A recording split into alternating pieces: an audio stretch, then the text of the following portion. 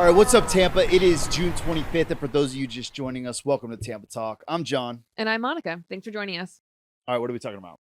So this week we've got changes coming to how Tampa City Council handles public comment, a major new indoor sports complex moving forward at MOSI, an NFL player arrested in connection with the Tampa kidnapping investigation, and USF St. Pete celebrating 60 years of serving the Tampa Bay region. Plus, we've got some summer festivals, fireworks, and of course, what's happening around town. Things going on. Why don't you tell me a little bit about your week? Yeah, so it's the end of June, and in Florida, it is very hot outside. We all know that. It is so hot. And so a lot of the food producers that we work with through Homegrown Hillsborough, oftentimes they use summer as a way to step back, debrief, and evaluate from their previous season, and then plan for the season ahead. Yep. And so this week, kind of just like by coincidence, I had several conversations with several people about the need for new and beginning farmer programs. And so what that basically means is creating a pipeline of highly skilled, knowledgeable farmers who can turn spaces into highly intensive and productive pieces of land. And so, if we want to create a more community-based food system, a lot of that is focused on supporting local farmers. And in Homegrown Hillsborough, we like to say more of like community food system than local food system, because there's also like values embedded into that. So local is just a proximity. If you are 5 miles down the street from me, but you are dumping poison into the river, that's not necessarily my value. You might be a local farmer, but that's not necessarily what I'm trying to support. Versus with community food system, if you are one of our community food system farmers or producers, then ideally you are also trying to abide by values and goals and things that we want to see promoted. So being a farmer, being a food producer is hard. And especially when you go from hobby backyard into more intensive production where you can actually reliably fill up a retail store or a CSA or a restaurant's order.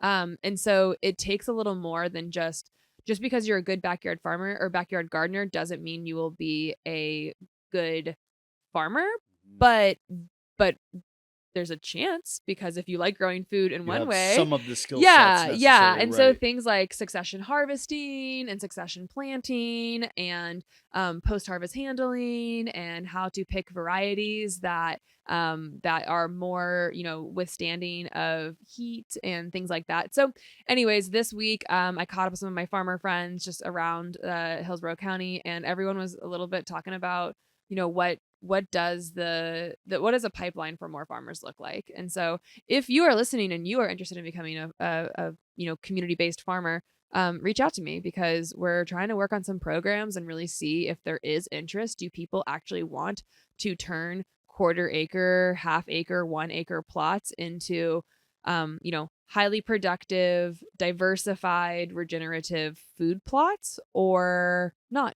And maybe not is the answer, because it's hard work and it's hot and it's volatile and it's variable. And so there are some cool little projects going on. Yep. There's for instances, although you need a lot of those. Yeah, you need a lot of, and that's the deal is if we want to source to school cafeterias or restaurants or a grocery store, you need to have volume, and you need to have consistent volume with uniform standards. And you can do some consumer education to where people can like look at a quote unquote ugly tomato and say, well, this tomato might not be perfectly round, but I know that it is, still a good tomato. But you also do like, you need to be able to provide a product that is comparable to the industrial food system, especially because a lot of times these products are more expensive because labor is often a value, and to value labor at an adequate price comes at the price at the grocery store. So there's programs that we can implement to reduce the price, but at the end of the day, it is inherently just a little more expensive. If you pay for it at the grocery store, then you might not be having to pay for it through taxes for like river mitigation if your waterways are cleaner, or preventing diet related diseases. We have to pay for those things regardless if it's at the grocery store or through our taxes or community donations or whatever. So when you really start pricing food with all of the externalities in it, Mm-hmm. that expensive carrot from the farmer's market actually starts looking a little more affordable. Hmm. Yeah. It's really interesting. Well, back in the day, I know, like we look over time and like maybe it's food prices, maybe it's just the value of a dollar, but the numbers have really changed. But I always like look back and see like old signs where like this thing was Oh costing yeah. 5 cents or whatever. But Yeah. we like kind of taking a journey back in history, and we do that on the show each Yeah. week. So why don't you take us back a little bit in Tampa history? Yeah. So this week in Tampa history takes us to July 1st, 1965. So that's when USF officially established what would become the USF St. Petersburg campus. And what's interesting is that it was a campus before it became a university. Yeah, the property originally served as a U.S. maritime service training station during World War II. That was roughly 25,000 merchant marines trained there before shipping out during war. And then in 1965, USF took over the property and opened up what was originally known as the USF Bay campus. Just a couple months later, on September 5th, the first class of 260 students walked onto campus. It became Florida's first regional higher education institution, helping expand access to college throughout Tampa Bay area. Yeah, and it took us a few minutes to figure out what that meant, a regional higher education institution. But what we think it means is that, USF started in St. Pete, and this was the first example of USF or a university in Florida expanding under the same university, institution to a different That's place. what makes it regional. Yeah. Yeah, And yeah, so, yeah. USF St. Pete is USF. You get a USF degree, yeah. it's still equally USF versus that back in 1965 that wasn't maybe happening. Now like Uh-huh. universities do have similar programs. So for example, UF, you can get a University of Florida degree through the Plant City HCC campus. So it's real UF professors, it's a real UF degree, but you don't have to move to Gainesville. And so it's actually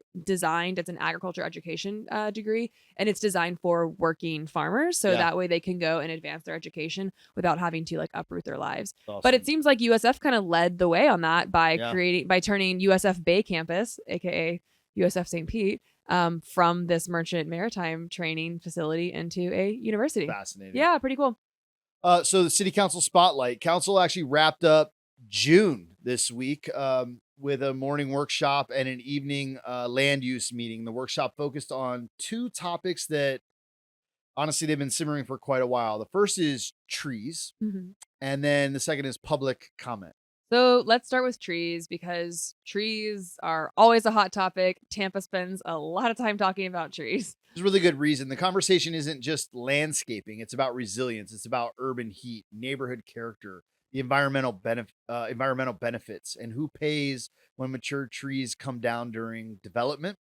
Council's been working through questions surrounding the Tree Trust Fund, Natural Resource Advisory Committee, and the Tree Mendus program. Tremendous. I Yeah, like that. isn't that cute? Tremendous.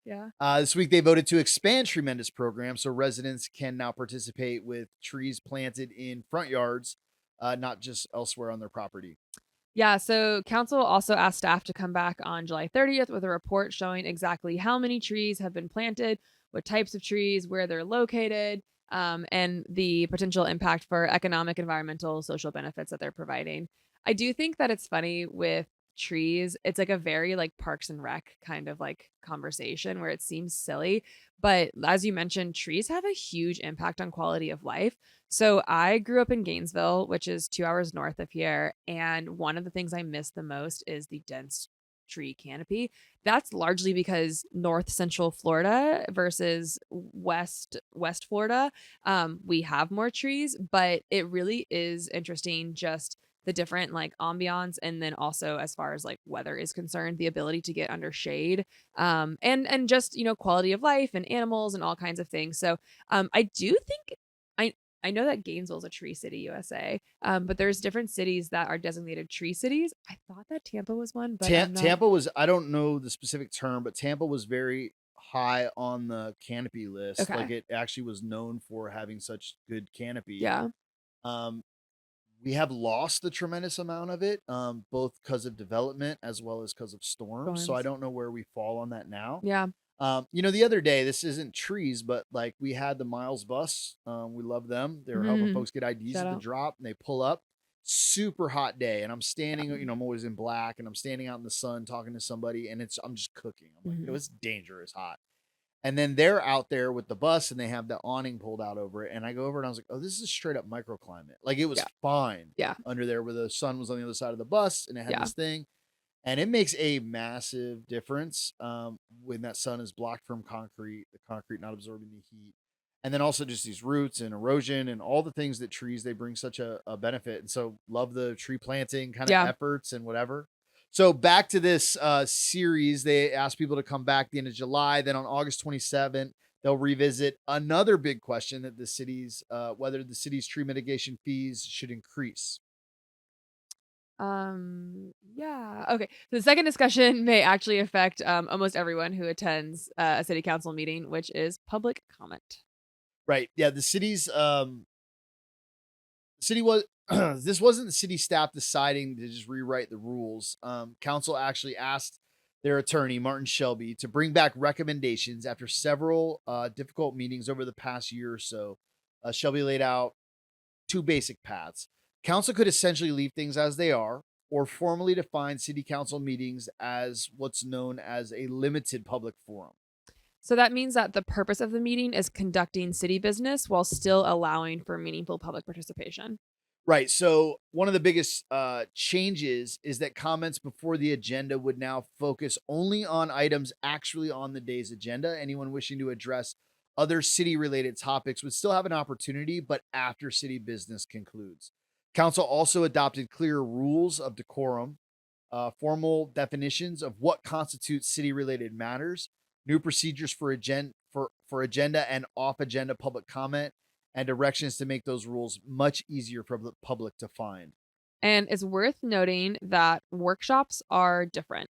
So there's still no general public comment at or public comment period at the beginning of a workshop because the public is already given time to speak on the agenda item individually. And for those that aren't familiar, a workshop is a way for city council members to all learn together. So because Florida has something called the Sunshine Law, which Yep. basically means that if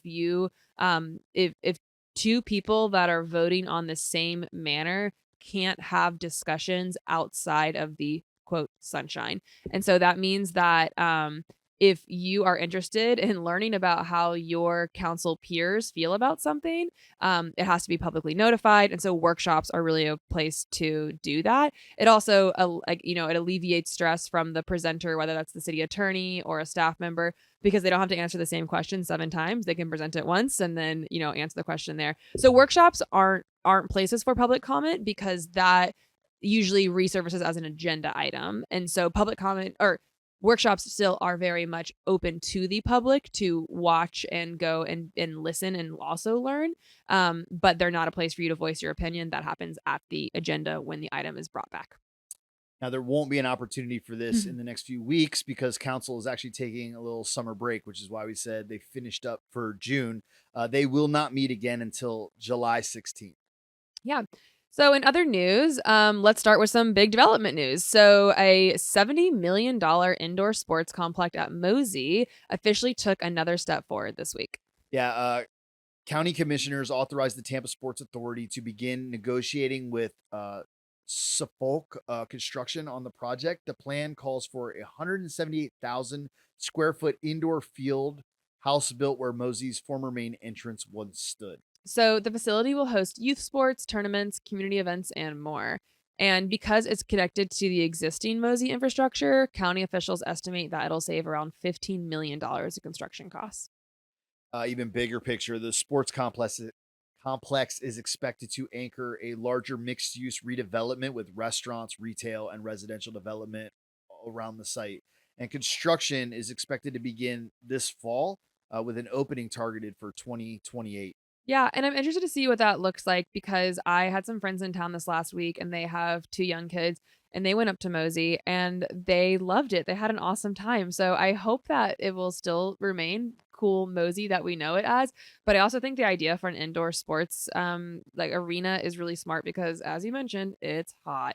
And more indoor I think, facilities are probably going to be in our future. My impression, and I could be wrong about this, is that MOSI has is very much shrunk into a small portion of the property there, and I think the development is the other side of the property for the most part. Cool. I don't know for sure Yeah. that those will be remained, but I did see a vision casting developer Mm-hmm. video where they go through the place, and it's sick. Yeah.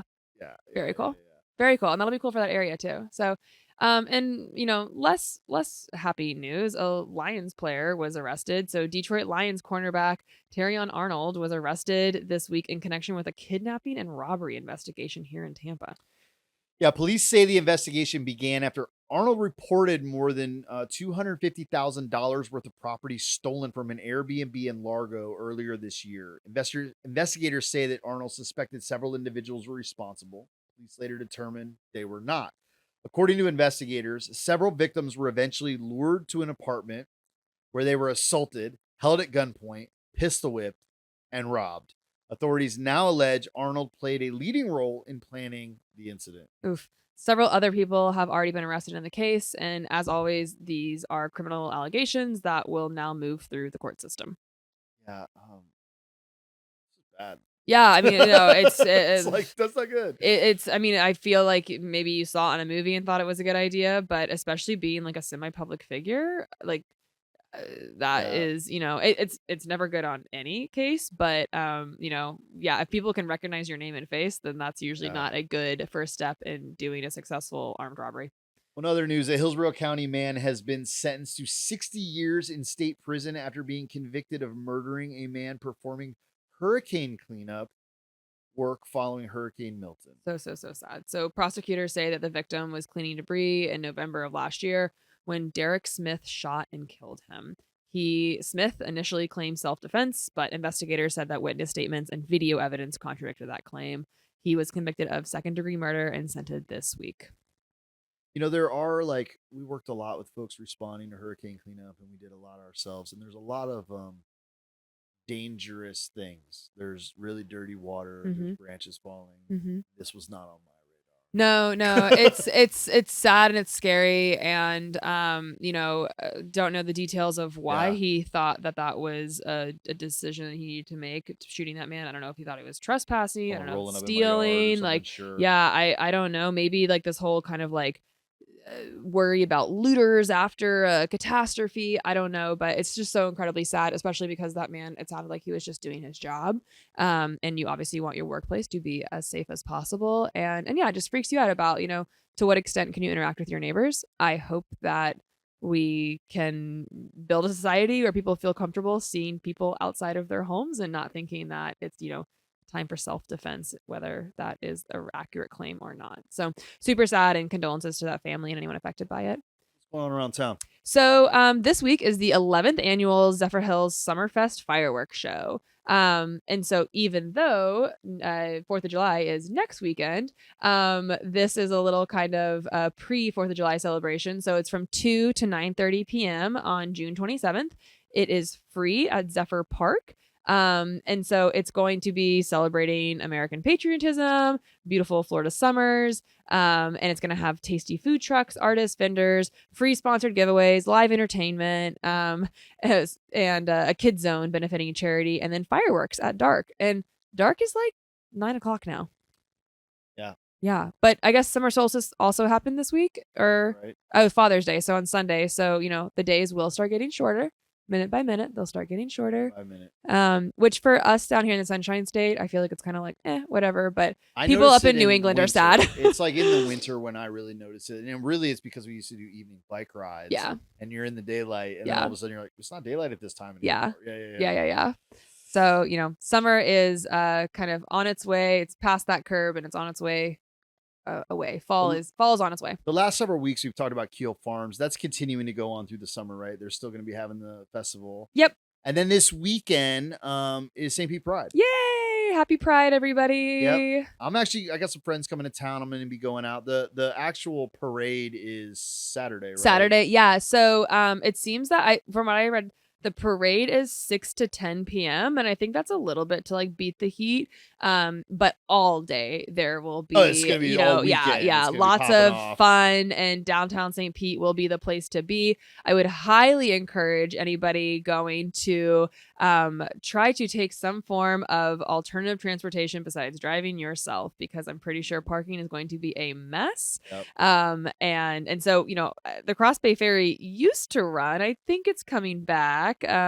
But hopefully by next year's Pride, we'll be able to take a ferry over from Tampa to downtown St. Pete, because that would be ideal. But yeah, happy Pride. It's always a fun event, and laughter, fun, music, celebration, be who you want, and so yeah, happy Pride to all, and hope you'll be out there. I think it was last year, maybe it was 2 years ago. I think 2 years ago, Pride, I was down there during the day. Incidentally, actually, I was doing like this bike ride thing. I think I like happened upon like, oh yeah, it's Pride this weekend. Like I just came around on this bike ride, but there was like down the middle of Central, right? Is it Central where Trophy Fish is? Right there, whatever that road is.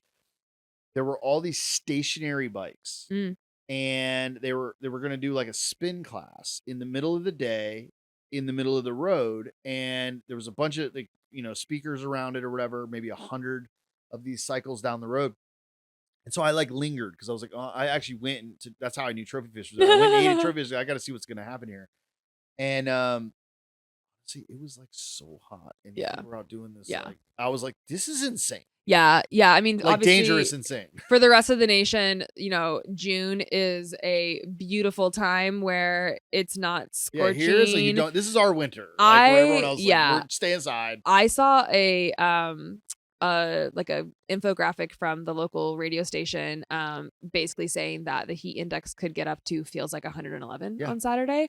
So if you do go to Pride or do anything else outside, make sure that you have a hat and sunscreen and water. I actually looked into buying I don't know if you ever went to like Disney when you were a kid or anything, and they had like the spray fans.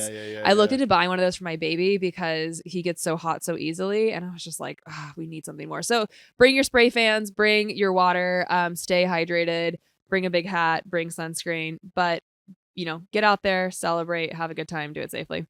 We're super glad you guys are with us. That's kind of what we have for you this week. We do want to invite you to continue to engage with this show. However, by the way, if you do go out to some stuff, message us on Instagram at WellBuilt.city. We'd love to hear from you. We'd love you to send us photos, upcoming news. If you want to share a link to this podcast in the video version, go to just share tampatalk.xyz. It'll go to the show on Spotify.